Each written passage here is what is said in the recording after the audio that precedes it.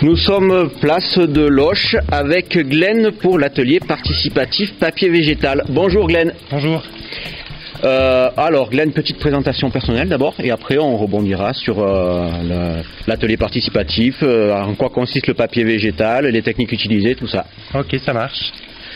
Alors votre parcours Glenn. Je m'appelle Glenn Faleron, je suis installé dans le Bèche depuis 3 ans. Et si je fais du papier, ça ressonne, il est 10h. En fait, j'étais pendant pas mal de temps, enfin depuis une dizaine d'années, ouvrier dans le monde de l'imprimerie. Et j'habitais en Bretagne jusqu'à il y a 3 ans.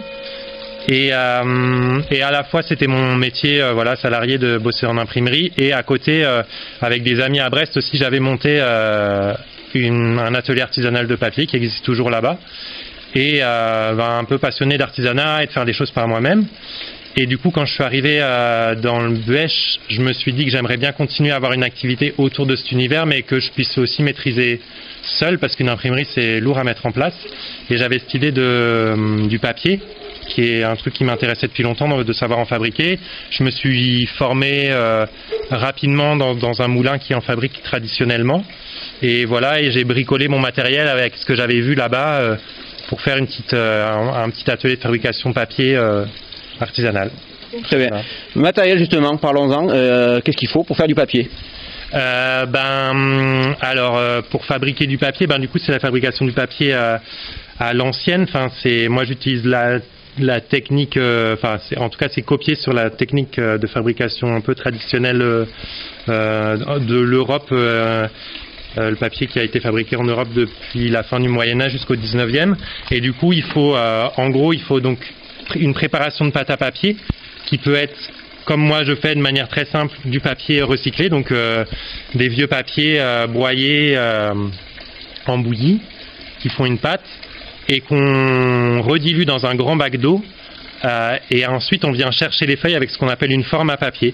C'est un tamis tiré sur un cadre, avec un deuxième cadre par-dessus qui vient guider la matière pour bien faire la forme des feuilles. Et une par une, on sort les feuilles du bac avec ce tamis. Voilà.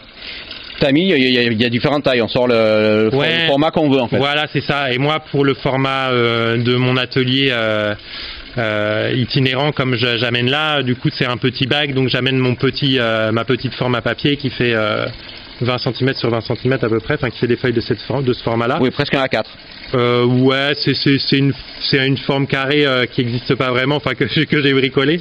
Mais sinon à mon atelier, bien sûr, j'ai des plus grosses cuves, et je fais du format jusqu'à 32-45, un peu plus grand que du A3. Voilà. Ok. Vous fabriquez le papier pour qui? Je fabrique. Alors, à la base, c'était surtout pour moi et faire des essais. Je suis pas encore super aguerri, et puis je suis pas non plus. Je fais juste du papier recyclé pour le moment, alors que j'aimerais bien bonifier, en tout cas augmenter un peu en qualité. Et pour ça, il faudrait que je passe à faire du papier, effectivement, comme vous disiez, végétal. Et ça, faire du papier avec des fibres végétales, comme du lin, du chanvre, du coton. C'est un truc qui se fait, qui est même la technique traditionnelle de fabriquer du papier. Mais il me faut des outils que pour l'instant je n'ai pas. Voilà. Et j'ai un peu perdu le fil de la question. Non, c'était justement pour qui vous fabriquez du papier. Et voilà. Et donc en attendant, j'en vends pas tant. La première fois que j'en ai vendu, c'était un festival de correspondance où j'avais fait des petits kits de correspondance avec des enveloppes et tout ça, tout fait en papier. Et cette année, j'ai vendu du papier à la médiathèque de Cerf, qui allait faire un atelier herbier avec des enfants ça servait comme base. Donc pour l'instant, c'est mes petits débouchés. Mais mon travail, c'est plus justement d'organiser des ateliers d'initiation à la fabrication de papier, de montrer comment on fait le papier, de parler de l'histoire de cette technique, de ces techniques de fabrication de papier. Et puis à côté de ça, je fais aussi des ateliers créatifs plus généraux autour de ce qu'on appelle le fanzine, mais qui est plutôt une technique d'édition, d'auto-édition, et qui marie plein de techniques créatives différentes et qui permet de faire des petits livrets auto-édités. Donc je fais ça aussi. Très bien. La base, c'est le papier recyclé. Après, en termes de qualité, est-ce que ça équivaut à du papier neuf, on va dire? Bah non, pas du tout. Voilà, ça a même pas grand-chose à voir parce que maintenant le papier qu'on utilise tous les jours, c'est du papier industriel fait avec de la pâte à bois dans des énormes usines. Enfin, du coup, même le coût, même de fabrication, c'est comme inconcurrençable. Enfin voilà, c'est des quantités énormes, des techniques d'industrie lourde. Donc et non, le papier que je fais, du coup, mes feuilles, elles sont là. Et plutôt l'idée, c'est un papier qui est un peu fragile, qui est un peu buvard, mais qui est quand même. Enfin voilà, je prends soin quand même de faire des feuilles bien planes et sur lesquelles on peut écrire dessus. Et voilà. Oui, après je le décris pour nos auditeurs, j'ai les feuilles devant moi, c'est vrai qu'on dirait un peu les feuilles exactement de papier buvard qu'on avait c'est plus ça. Qu'on avait à l'école, sur lesquelles ou un peu aussi aux bûches de papier recyclé qu'on utilise des fois pour allumer le feu. Ouais. Là il y a différents. C'est du recyclage, donc c'est aussi très bien au point de vue écologique. Ouais, c'est ça. C'est ça, et puis en fait ça c'est un peu une continuité. Enfin bien sûr ça c'est moderne parce que moi je profite dans l'idée de l'abondance du papier, de son gaspillage. Oui, c'est ça, et j'essaye d'en faire quelque chose d'un peu utile et d'un peu joli, quoi. Enfin voilà, c'est un peu l'idée. Mais en vrai le papier, historiquement en Europe en tout cas, la technique qui avait été adoptée à la fin du Moyen-Âge, c'était déjà une technique basée sur le recyclage en fait. Pendant 6 siècles, on a fait le papier à base du recyclage du chiffon. C'était les vieux chiffons justement qui étaient fabriqués en fibre végétale. Sur de la fibre végétale. Ouais, c'est ça, les vieux chiffons de lin, de chanvre qui étaient battus et avec laquelle on faisait la pâte à papier pour faire le papier. Voilà. Ok, ça sort un papier un peu bleuté au niveau reflet. Ouais, est-ce que ce serait possible aussi d'arriver à sortir du papier coloré? Ou il faut donner du pigment? Ouais, c'est ça, avec du pigment. Ou alors, j'ai pas sorti la feuille, mais je vais la sortir. Récemment, en fonction du papier de base que j'utilise, j'avais utilisé pour faire une pâte à papier un papier hyper jauni par le temps enfin voilà, comme ça arrive sur certains vieux papiers. Et ça a effectivement donné un papier jaune. J'ai déjà fait des tests avec du brou de noix qui donne un papier un peu plus couleur craft, là, couleur un peu marron. Et oui, et effectivement, avec des pigments, on peut colorer le papier.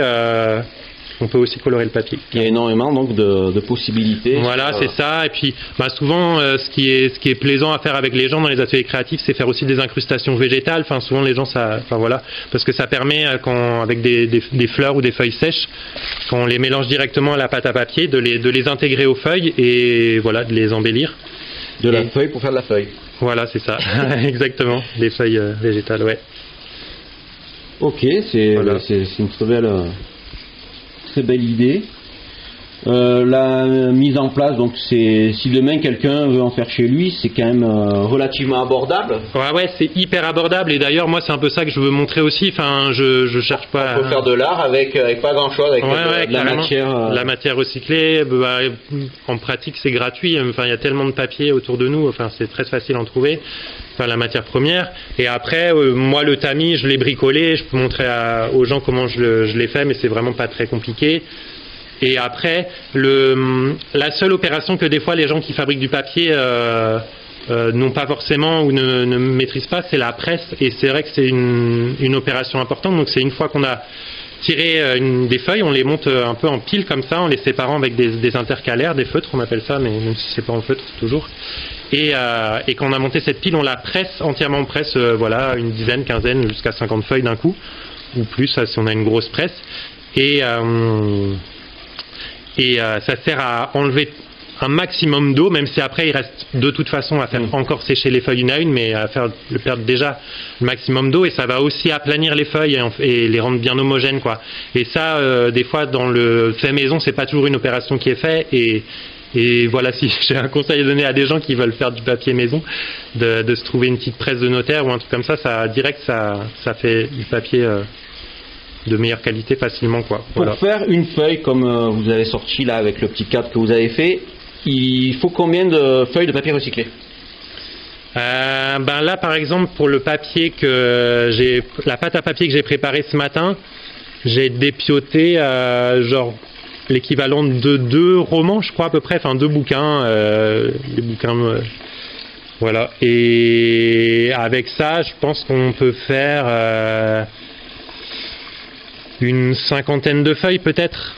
D'accord. Ouais, donc c'est vrai que du coup par rapport à la matière première, on utilise plus, enfin forcément toujours un peu de perles, puis on fait des feuilles toujours un peu plus épaisses, mais voilà un peu l'idée, ouais. Après c'est quand même économique vu que c'est du papier recyclé aussi. Oui, de toute façon, comme la matière première est là disponible, ouais. Exactement. Qu'est-ce qu'on peut apprendre pour Pardon ? La conception de la pâte à papier. La conception de la pâte à papier, c'est voilà, expliquer un peu le principe. Ouais, et Ils connaissent pas. Ben moi c'est très, enfin la première fois je peux expliquer l'anecdote, mais du coup pour quand je me suis lancé, je me demandais bon qu'est-ce que j'allais recycler, et du coup j'ai fouillé dans mes placards et puis on a tous, enfin voilà, moi c'était mes vieux cours de l'école et de la fac. Il y a rien qui se perd. Bah c'est ça, on se dit toujours je vais les garder, à un moment je m'en sers, mais en fait après 10 ans ou 15 ans on voit bien qu'on n'en fait rien, enfin moi en tout cas j'en faisais rien, et du coup je me suis dit autant en faire quelque chose d'utile, et du coup c'est la première chose que j'ai recyclé. Et après au début moi je faisais découpage à la main. En fait, on peut tout faire sans électricité. On peut découper à la main un petit bout et ensuite piler le papier en mode mortier pilon. Oui, ça reste des techniques ancestrales. Ça peut être des gestes ancestraux. Mais bon, après, comme j'en fais quand même pas mal, je me suis un peu modernisé, et donc j'ai une déchiqueteuse de documents, un destructeur de documents qui me permet de faire des petits lambeaux de papier, petites lanières de papier, et ça accélère quand même le processus. Et ensuite je mixe, je fais tremper pendant au moins une nuit, voire plusieurs jours. Enfin, plus c'est trempé, plus ça va se mixer facilement.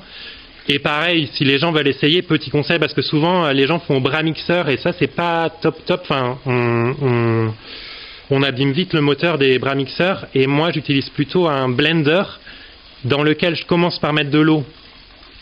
Ensuite, je mets un peu une boulette, une poignée de papier, de lanières de papier déjà trempées, et je remets un peu d'eau et je mixe.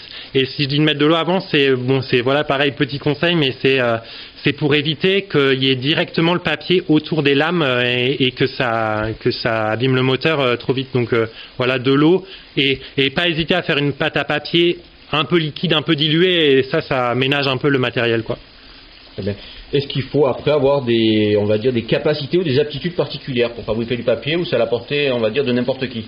Oui, après il y a mille manières d'être dans le monde, donc 1000 façons de.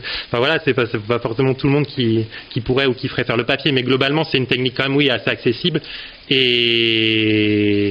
Et là, en tout cas, c'est souvent que je fais avec des enfants. Il y a quand même une petite dextérité à avoir dans le geste, mais qui s'acquiert au bout de 4-5 feuilles. Enfin oui, en tout cas, pratique. Ouais, c'est la pratique, mais effectivement, c'est un geste qu'on peut maîtriser très vite. Donc, oui, il n'y a pas besoin d'aptitude naturelle, comme par exemple pour faire une peinture ou comme.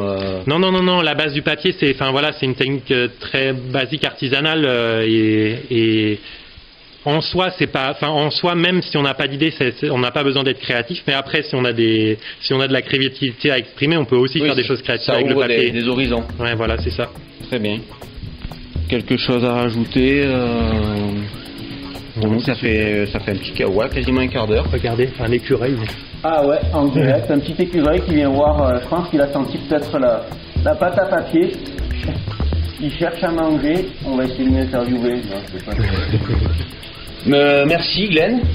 Avec plaisir, merci à vous. Une bonne journée, un bon festival. Ouais, de même. Voilà. Profitez bien. Merci beaucoup. À très bientôt. À bientôt. C'était Glenn sur l'atelier participatif sur la place de Loches, complètement en haut du village. Merci Glenn. Au revoir. Merci, au revoir.